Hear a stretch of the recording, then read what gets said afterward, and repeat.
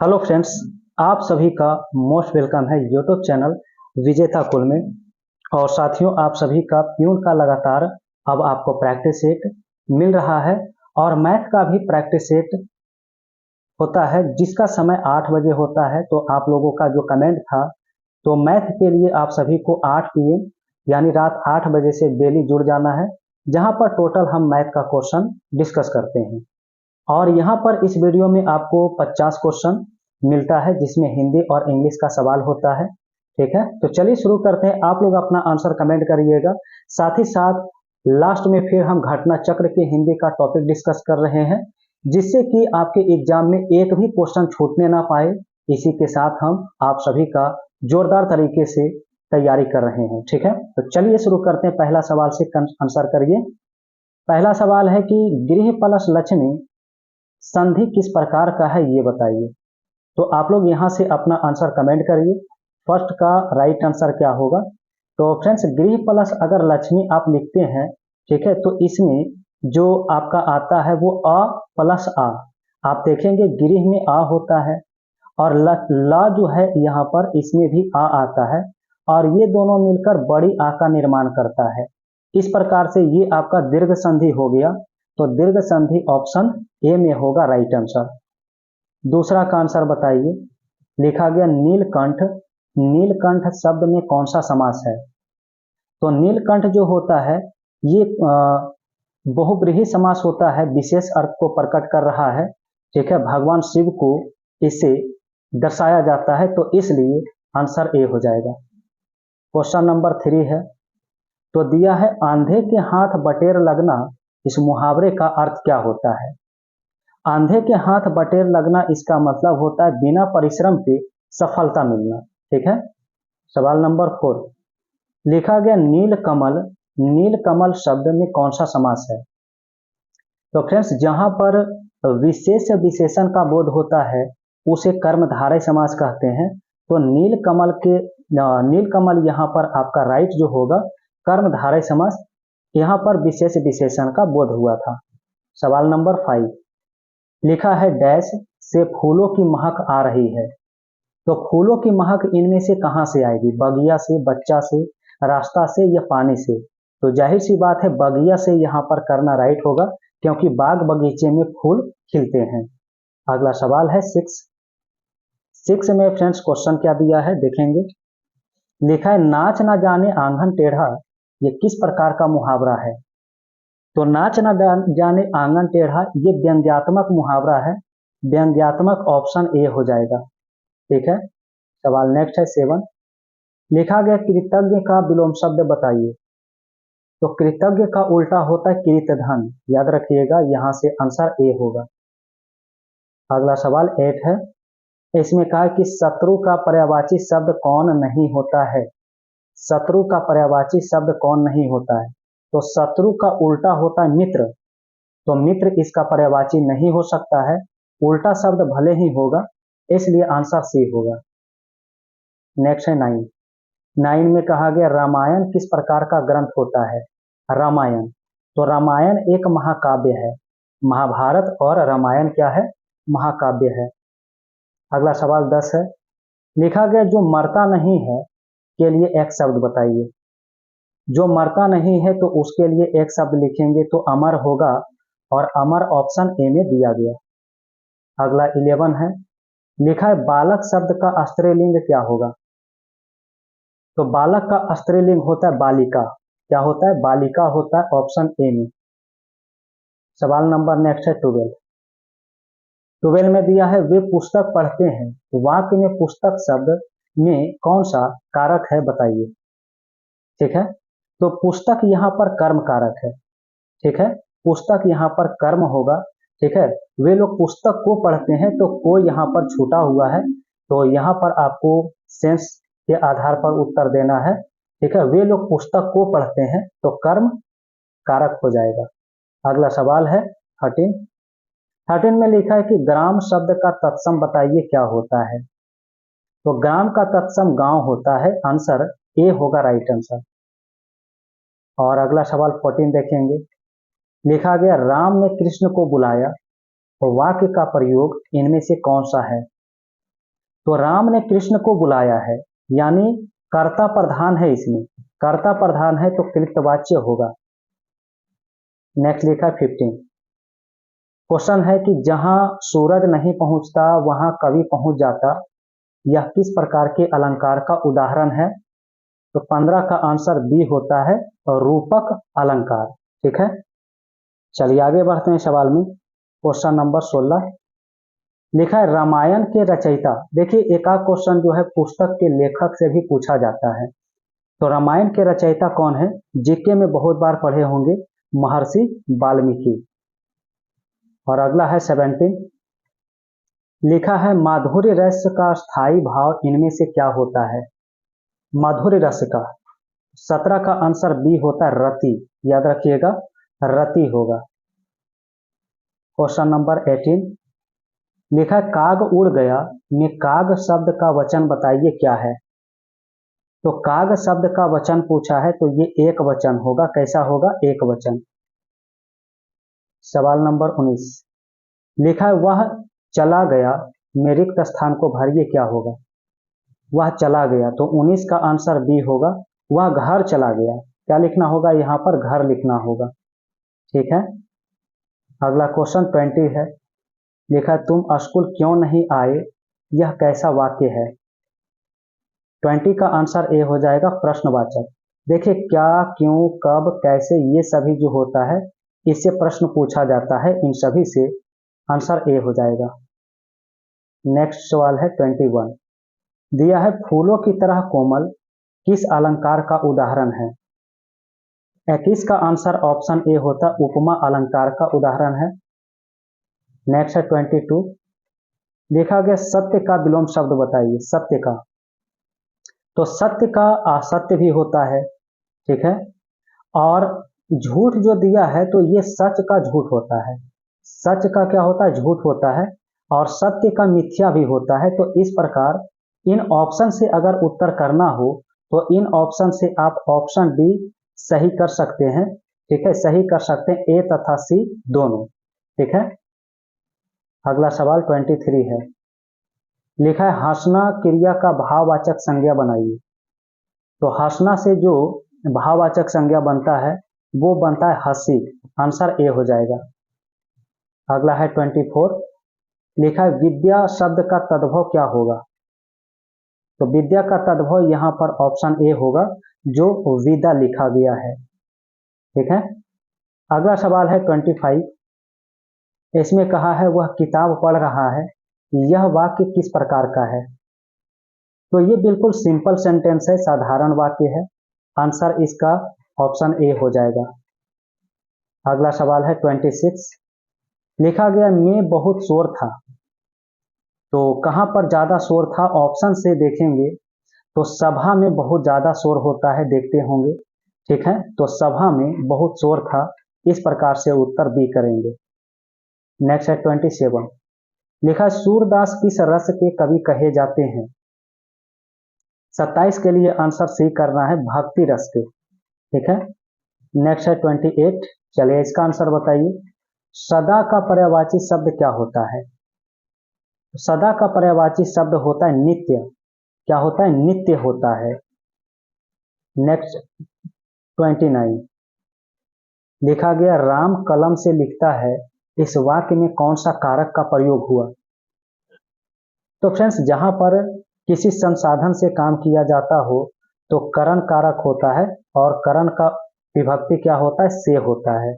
Answer इसका ए हो जाएगा। ठीक है, अगला सवाल है 30, तो इसमें लिखा है कि राम कृष्ण से श्रेष्ठ हैं, तो इसमें श्रेष्ठ शब्द क्या है? तो इसमें श्रेष्ठ जो है वो विशेषण है। विशेषण है, ऑप्शन ए होगा।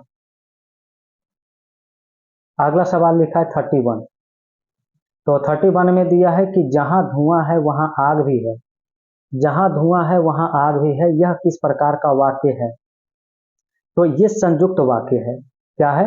संयुक्त वाक्य है यहाँ पर, इसका राइट आंसर बी होगा।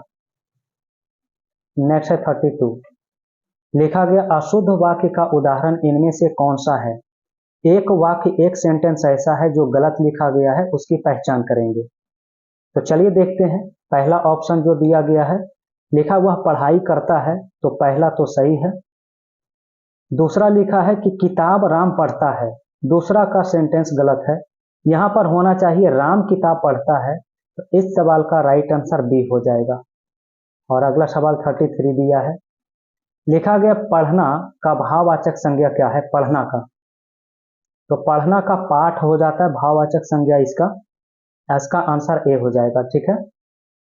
सवाल नंबर नेक्स्ट है 34, लिखा प्रेमचंद किस विद्या के लेखक के रूप में प्रसिद्ध हैं? मुंशी प्रेमचंद को कौन नहीं जानता है? बहुत बार ये पढ़ना है जीके में। आंसर ए हो जाएगा उपन्यास। आप लोग कमेंट करिए कोई कि मुंशी प्रेमचंद की प्रमुख पुस्तक का नाम क्या है, जो बराबर एग्जाम में पूछा जाता है। सवाल नंबर नेक्स्ट है 35, एक फिलर्स है, लिखा है डैश के बिना जीवन अधूरा है, तो यहाँ पर जो फिलर्स है क्या भरना होगा? किसके बिना जीवन अधूरा है? तो ज्ञान के बिना। ज्ञान के बिना जीवन क्या है? अधूरा है। तो फ्रेंड्स ये 35 सवाल आपका हिंदी है। अब आपका इंग्लिश का क्वेश्चन शुरू होगा, फिर घटना चक्र चालू होगा। आप लोग अंत तक बने रहेंगे तभी इसका पूरा लाभ आप उठा पाएंगे अपने एग्जाम में। ठीक है, आइए शुरू करते हैं इंग्लिश का 15 सवाल। पहला है she dash her homework everyday, तो इस फर्स्ट का राइट आंसर जो है सी के साथ यहाँ पर डज का प्रयोग करना होगा, सी डज, तो आंसर इसका बी करना होगा। ठीक है। दूसरा सवाल देखना, प्रीपोजिशन भरना है, लिखा I am interested learning English, तो फ्रेंड्स किसी चीज में रुचि के लिए इंटरेस्ट के साथ इन का प्रयोग किया जाता है, इंटरेस्टेड इन होता है, इसका आंसर सी हो जाएगा, इंटरेस्टेड इन। अगला सवाल 3, जिसमें साइनो बताना है बिग का, तो बिग का मतलब सभी जानते हैं, बिग का मतलब बड़ा होता है। ठीक है, और इसका जो राइट आंसर होने वाला है वो लार्ज होने वाला है, क्योंकि लार्ज का मतलब ही बड़ा होता है। अगला है 4, इसमें कहा गया है error in the sentence, error बताना है कहाँ है। सवाल है दे इज गोइंग टू स्कूल, इसका आंसर तो सबसे होना चाहिए क्योंकि बहुत ही आसान सा एरर है। दे जो होता है ये प्लूरल सब्जेक्ट है, तो हेल्पिंग वर्ब जो है प्लूरल आना चाहिए, यानी इज नहीं, यहाँ पर आर होना चाहिए, तो इज के स्थान पर आर होना चाहिए। इसका जो एरर है वो ऑप्शन बी में है। किसमें है? बी ऑप्शन में। और नेक्स्ट क्वेश्चन 5 है, 5 में कहा गया वन वर्ड सब्स्टिट्यूशन बताइए इस सवाल का। लिखा है a person who treats animals kindly is called a, 5 का आंसर, ये person who treats animals kindly is called, यानी कि जो पशु पक्षियों से प्यार करता है, स्नेह करता है, या इसका दूसरी लैंग्वेज में कहें तो जो मांस मछली का सेवन नहीं करता है तो उसे वेजिटेरियन कहते हैं। सिंपल इसका आंसर क्या हो जाएगा? ऑप्शन डी हो जाएगा।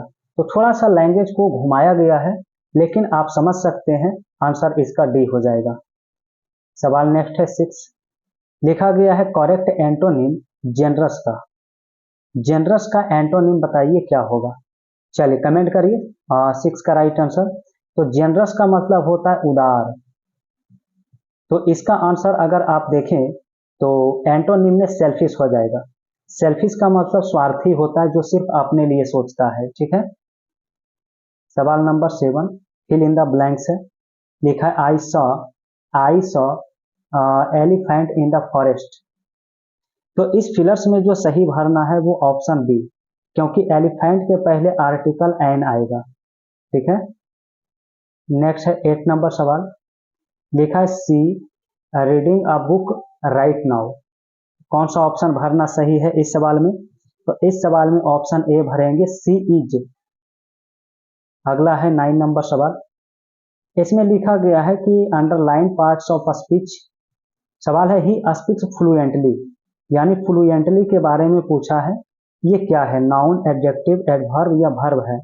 तो ये वर्ब को क्वालिफाई कर रहा है, स्पीक को क्वालिफाई कर रहा है, तो वर्ब का जो क्वालिफाई करता है वो एडवर्ब होता है, और एडवर्ब ऑप्शन सी में है। सवाल नंबर 10, जिसमें कहा गया कि पैसिव फॉर्म बताइए, पैसिव फॉर्म क्या होगा?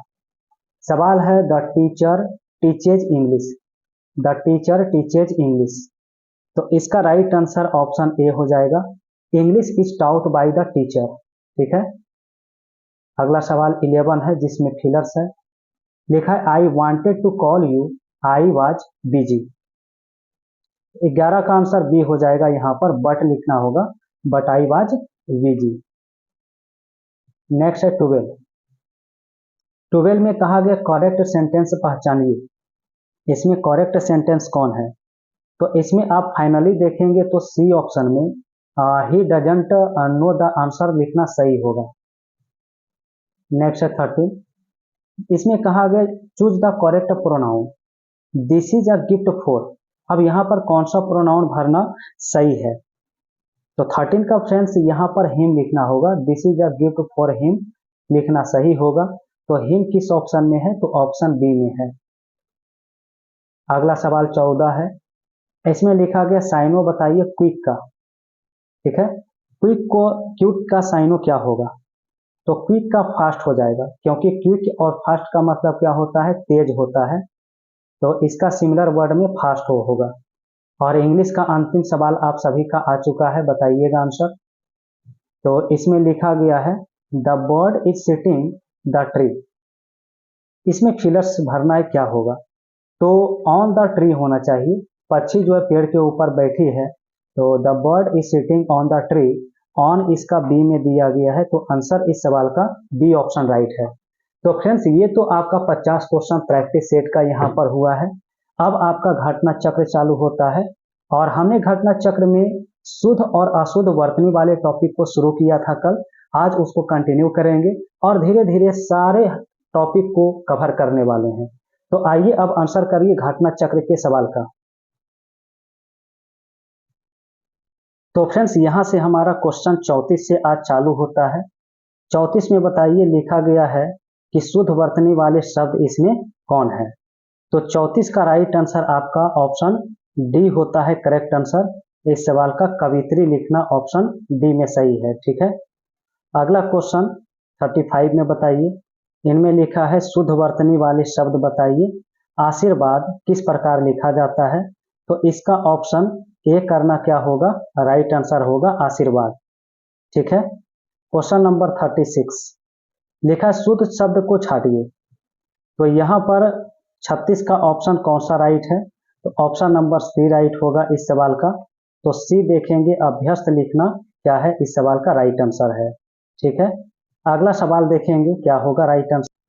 37 में पूछा गया है, 37 में ये जो आपका रेखांकित उच्च श्रृंखला लिखा गया है, रेखांकित शब्द को शुद्ध करना है, क्या होगा? तो यहाँ पर इस सवाल का राइट आंसर पूछा है, कौन सा ऑप्शन सही होगा? तो इसका ऑप्शन नंबर सी क्या होता है? राइट आंसर होता है। ठीक है। अगला सवाल 38 है। इसमें कहा गया है कि ये जो अंडरलाइन पार्ट है महात्म्य, इसके लिए कौन सा ऑप्शन शुद्ध होगा? चलिए आप लोग जल्दी कमेंट करते चलिएगा, बहुत सारा क्वेश्चन है इसलिए थोड़ा फास्ट आंसर करिए। ऑप्शन बी हो जाएगा इसका राइट आंसर। ठीक है। सवाल नंबर 39। तो 39 में लिखा है शुद्ध वर्तनी वाले शब्द का चयन करें। ठीक है। इनमें कौन सा ऑप्शन सही दिया गया है? तो इसमें अंतराक्षरी जो लिखा गया है, अंतराक्षरी, इसका ऑप्शन ए करना क्या होगा? Right answer. और अगला सवाल 40 देखेंगे। कहा गया कि वर्तनी की दृष्टि से इनमें से कौन सा शब्द सही है, बताइए। तो स्वतंत्र जो ऑप्शन बी में लिखा गया है, ये आपका इसमें राइट आंसर होता है। सवाल नंबर 41। चलिए 41 में बताइए कि करेक्ट आंसर इस सवाल का क्या है। ठीक है। तो चलिए आप लोग फटाफट आंसर कमेंट कर दीजिए। इसका राइट आंसर ए है, आप देख सकते हैं यहाँ पर ऑप्शन नंबर ए हो जाएगा धोबी। ठीक है। नेक्स्ट क्वेश्चन सॉल्व करेंगे 42 से। लिखा गया शुद्ध वर्तनी वाले शब्द बताइए, इनमें से कौन सा है? तो 42 का आंसर फ्रेंड्स आपका बी ऑप्शन करना इसमें क्या है? राइट आंसर है। नेक्स्ट 43 लिखा शुद्ध वर्तनी वाले शब्द बताइए। 43 का आंसर आप सभी का सी करना क्या होगा? इसमें राइट आंसर होगा विरहिणी। ठीक है। 44 नंबर सवाल, शुद्ध शब्द बताइए इनमें से कौन सा है? तो इनमें से आपका ऑप्शन सी राइट होने वाला है। अनुसांगिक इसका क्या है राइट आंसर। क्वेश्चन नंबर 45, दृष्टि से शुद्ध शब्द बताइए, वर्तनी की दृष्टि से शुद्ध कौन है। तो इसमें आप देख रहे होंगे परीक्षा लिखा हुआ क्या है, बिल्कुल बिल्कुल राइट आंसर है। अगला सवाल 46, लिखा गया वर्तनी की दृष्टि से शुद्ध शब्द बताइए। तो 46 का आंसर आप सभी का बी ऑप्शन करना राइट आंसर होगा, अनुगृहीत। अगला है 47, चलिए देखिए नरक किस प्रकार लिखा जाता है 47 में। तो 47 में आपका ऑप्शन ए करना यहां पर राइट आंसर है। नेक्स्ट सवाल 48, इसमें कहा है शुद्ध बताइए कौन सा है। तो 48 का डी ऑप्शन करना सबका राइट होगा, टिप्पणी जो लिखा गया डी ऑप्शन में, ठीक है। सवाल नंबर नेक्स्ट है 49, 49 में कहा है कि अशुद्ध, देखिए इसमें अशुद्ध बताना है, अशुद्ध कौन सा है। 49 में अशुद्ध जो है ऑप्शन डी में लिखा गया है, इसका राइट आंसर ऑप्शन डी होगा, ठीक है। सवाल नंबर 50 में कहा कि अशुद्ध बताइए कौन सा है, चारों ऑप्शन में। तो 50 का आंसर आप सभी का जो है ऑप्शन बी करना क्या है राइट आंसर, ठीक है, ऑप्शन नंबर बी। नेक्स्ट सवाल फ्रेंड्स 51 आ चुका है, बताइए शुद्ध वर्तनी वाले शब्द कौन है इसमें। इसका आंसर ए करना सभी का क्या है, बिल्कुल राइट है, ऑप्शन नंबर ए करना शुश्रूषा। नेक्स्ट लिखा है 52 में, चलिए देखिए शुद्ध वर्तनी वाले शब्द इनमें कौन है। तो ईर्ष्या जो लिखा जाता है वो ऑप्शन डी की तरह, यानी ऑप्शन डी में लिखा हुआ राइट है। नेक्स्ट है 53, निम्नलिखित में अशुद्ध बताइए कौन है। तो इसका आंसर आप सभी का सी करना राइट आंसर है, उज्ज्वल। नेक्स्ट है 54, शुद्ध इसमें बताना है चारों में कौन सा है। तो 54 का आंसर फ्रेंड्स आप सभी का डी ऑप्शन राइट होगा, दुर्निवार होगा राइट। नेक्स्ट लिखा 55 में, ऊंटों का डैश जा रहा है, रिक्त स्थान की पूर्ति करिए शुद्ध शब्द के द्वारा। तो यहाँ पर जो शुद्ध शब्द रखना होगा वो ऑप्शन सी रखना होगा, काफिला, ऊंट का काफिला, ठीक है। नेक्स्ट है 56, नीचे दिए गए वर्तनी शुद्ध कौन है। तो यहाँ पर आपका ऑप्शन ए करना क्या है राइट आंसर है, द्वारका। नेक्स्ट आ चुका है 57 में, बताइए शुद्ध शब्द कौन लिखा गया है इसमें। तो यहाँ पर आप सभी का आंसर जो है ए ऑप्शन राइट होगा, सन्यासी।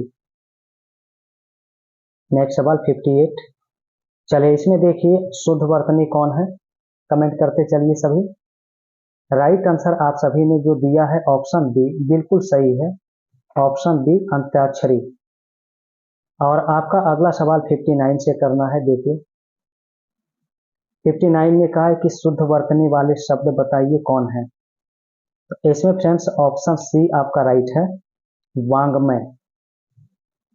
नेक्स्ट आ चुका है 60, तो दिया गया है कि इनमें शुद्ध बताइए कौन है। 60 का राइट आंसर जो है ऑप्शन ए बनता है, अंतर्धान। नेक्स्ट सवाल 61, चलिए इसमें अशुद्ध बताना है, अशुद्ध कौन सा है। तो इस सवाल का राइट आंसर डी आपका करेक्ट आंसर है, राहुल सांस्कृत्यायन। सवाल नंबर 62, चलिए अशुद्ध इसमें देखिए फ्रेंड्स अशुद्ध कौन सा है चारों ऑप्शन में।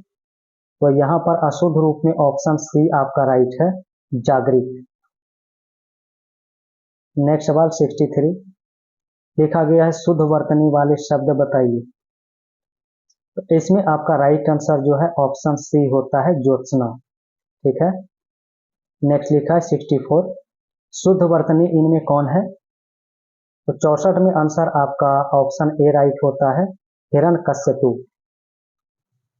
नेक्स्ट लिखा है 65 में, इनमें से अशुद्ध वर्तनी वाले शब्द कौन है। तो 65 का जो राइट आंसर है वो ऑप्शन डी राइट होता है, सन्यासी। नेक्स्ट बताइए 66 में, शब्द का शुद्ध रूप पूछा गया है। वंदना किस प्रकार लिखा जाता है?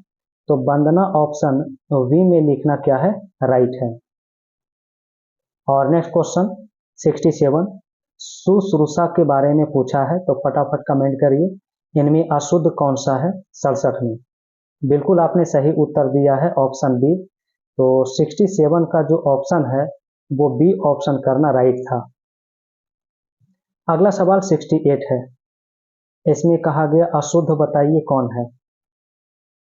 तो इस सवाल का जो करेक्ट आंसर होता है आप सभी का, वो ऑप्शन बी राइट होता है, श्रृंगार। ठीक है। क्वेश्चन नंबर 69, चलिए लिखा है विकल्पों में शुद्ध वर्तनी बताइए। तो इसमें आपका ऑप्शन डी राइट है, उपर्युक्त। ठीक है। नेक्स्ट है 70 में शुद्ध शब्द पहचानिए। तो इसमें फ्रेंड्स ऑप्शन सी करना है आप सभी को राइट आंसर, अध्ययन। नेक्स्ट लिखा है 71 में देखेंगे, तो वर्तनी की दृष्टि से अशुद्ध शब्द कौन सा है? तो इस सवाल का राइट आंसर ऑप्शन सी होगा, ऐतिहासिक जो लिखा है वो यहाँ पर अशुद्ध है। नेक्स्ट है 72, चलिए इनमें कहा गया कि कौन सा शुद्ध है। तो शुद्ध इसमें लिखा गया है ऑप्शन सी में, आशीर्वाद। और अगला है 73 में कहा गया इनमें अशुद्ध बताइए कौन है, यानी गलत इसमें लिखा गया है आपका ऑप्शन सी में, और ऑप्शन सी में कवित्री जो लिखा है यहाँ पर अशुद्ध है। अगला सवाल है 74, कहा गया कौन सी वर्तनी ठीक है यानी सही है। तो रचयिता जो है ऑप्शन सी में लिखना राइट है। अगला बताइए 75 में शुद्ध शब्द बताइए कौन है, यानी पूजनीय। पूजनीय किस प्रकार लिखा जाता है आप लोग कमेंट करिएगा। तो पूजनीय लिखना जो आपका राइट था वो ऑप्शन सी में राइट था। ठीक है, ऑप्शन नंबर सी में। अगला सवाल 76 है, कहा गया शुद्ध शब्द इनमें कौन है बताइएगा। 76 का राइट आंसर याद रखिए ऑप्शन डी, जिजीविषा, ऑप्शन डी राइट होगा। नेक्स्ट है 77, चलिए शुद्ध शब्द बताइए कौन है 77 में। तो आपका राइट आंसर जो है ऑप्शन सी यहाँ पर बनता है, परिस्पर्शिक। सवाल नंबर 78, निम्नलिखित में शुद्ध शब्द कौन सा है। तो 78 का ऑप्शन जो है ना, ऑप्शन बी करना राइट आंसर है, संन्यास। सवाल नंबर 79, कहा गया है कि वर्तनी की दृष्टि से शुद्ध शब्द बताइए कौन है। उज्ज्वल किस प्रकार लिखा जाता है। तो उज्ज्वल को हम बी ऑप्शन में लिखेंगे तब आपका राइट होगा। ठीक है। 80 नंबर, अलौकिक का शुद्ध बताइए कौन सा है। अलौकिक का शुद्ध रूप इसमें ऑप्शन सी है, कौन सा है तो ऑप्शन सी है। अगला सवाल 81, लिखा शुद्ध वर्तनी का चयन करिए। इसका आंसर सी होगा, इसका आंसर सी होगा, कुमुदिनी। नेक्स्ट है 82, इसमें लिखा है अहेतुकी का शुद्ध रूप बताइए। तो अहेतुकी का शुद्ध रूप जो फ्रेंड्स यहाँ पर है वो आपका ऑप्शन बी है। नेक्स्ट है 83, इनमें से कौन सा शब्द शुद्ध लिखा गया है, यानी वाल्मीकि, उज्ज्वल और द्वंद्व लिखा गया है। फटाफट कमेंट करिए। तो 83 का राइट आंसर आपका ए होता है, यानी जो लिखा गया है वो राइट है। सवाल नंबर 84 है, इसमें कहा है कि अशुद्ध शब्द बताइए, अशुद्ध शब्द कौन सा है। तो 84 का अभी तो आंसर हम पहले भी कर चुके हैं, ऑप्शन ए ही इसका राइट आंसर होगा। नेक्स्ट लिखा 85 में शुद्ध शब्द बताइए उज्ज्वल का। तो ये सवाल आप लोग कर चुके हैं, ऑप्शन ए इसका क्या होगा यहाँ पर राइट होगा। 86 में बताइएगा कि शुद्ध वर्तनी वाले शब्द का चुनाव करिए। 86 में कौन सा उत्तर सही है। तो आपका ऑप्शन बी राइट है यहाँ पर, दर्पण। नेक्स्ट क्वेश्चन 87 है, कहा गया वर्तनी की दृष्टि से अशुद्ध कौन है। तो 87 का आंसर बी जो लिखा गया है वो अशुद्ध है। सवाल नंबर 88, लिखा है निम्न में से शुद्ध वर्तनी वाले शब्द बताइए। तो 88 का आंसर जो होता है ऑप्शन सी होता है, श्रवण। Next question 89। चलिए बताइए शुद्ध रूप इसमें। तो 89 का आंसर जो है ऑप्शन ए बनता है तादम्य। ये आपका राइट आंसर होगा। सवाल नंबर 90 लिखा है निम्नलिखित में कौन सा शुद्ध है। तो 90 का आंसर याद रखिए, यहां से ऑप्शन ए आपका राइट होने वाला है, आदिशासी। नेक्स्ट है 91। निम्न में से अशुद्ध कौन सा है। तो 91 में अशुद्ध आपका फ्रेंड्स ऑप्शन बी में होने वाला है, ऑप्शन बी में भिज्ञ जो लिखा है। और अगला सवाल 92 से होगा। चलिए 92 में कहा है कि कौन सी दृष्टि से सही है बताइए। तो 92 का ऑप्शन बी करना राइट है, ज्योत्सना। ठीक है। नेक्स्ट है 93। तो वर्तनी की दृष्टि से कौन सा शब्द सही है। सन्यासी लिखना है आप सभी को, तो सन्यासी लिखना है तो ऑप्शन ए करना क्या होगा, राइट होगा। 94 शुद्ध बताइए कौन सा है इसमें। 94 का आंसर अब बी बनेगा, राइट आंसर हतोत्साहित। अगला है 95। लिखा है इनमें से शुद्ध रूप बताइए। तो यहाँ पर 95 का उत्तर जो है आप सभी का बी ऑप्शन राइट है, प्रदर्शनी। नेक्स्ट लिखा है 96 में बताना है शुद्ध वर्तनी वाले शब्द। 96 का जो राइट आंसर होगा आप सभी का वो ऑप्शन सी होगा, मानवीकरण। और नेक्स्ट आ चुका है 97। इनमें से शुद्ध वर्तनी कौन है। चलिए बिल्कुल सही आप लोगों ने उत्तर दिया है, ऑप्शन डी इसका क्या होता है, राइट आंसर। नेक्स्ट लिखा है 98। शुद्ध वर्तनी कौन है, सादृश्य बताइए कौन सा सही लिखा गया है। ऑप्शन बी में लिखा गया, राइट है। और अगला सवाल 99 है। इनमें से सही वर्तनी कौन सा होगा अनुसांगिक के बारे में। तो ऑप्शन ए करना इस सवाल का राइट आंसर होगा। और आज के लिए अंतिम सवाल है 100 नंबर। इससे आगे अब कल के वीडियो में करेंगे, क्योंकि वीडियो जो बहुत ज़्यादा लॉन्ग हो जाएगा। तो कल के वीडियो में हम आगे कंटिन्यू करेंगे। 100 का आंसर बताइए 36 से 36 किस प्रकार लिखा जाता है। तो ऑप्शन डी में लिखना यहाँ पर राइट है, 36 ऑप्शन नंबर डी होगा। तो फ्रेंड्स सही वर्तनी वाले या शुद्ध वर्तनी वाले 100 क्वेश्चन हमने कंप्लीट किया है। इसी तरह से प्रतिदिन अगर आप निरंतर लगाते रहें तो आपका घटना चक्र भी एग्जाम से पहले समाप्त हो जाएगा। और आप देखेंगे आपके एग्जाम में हिंदी का सवाल बिल्कुल नहीं छूटने वाला है। जितना आप लोग प्रैक्टिस कर रहे हैं 100% क्वेश्चन बनेगा। तो फ्रेंड्स वीडियो के लिए आप सभी से एक लाइक बनता है। आप लोग वीडियो को लाइक करिए, शेयर करिए, और चैनल पर पहली बार विजिट किए हैं तो चैनल को सब्सक्राइब करके बेल आइकन की घंटी प्रेस करिए।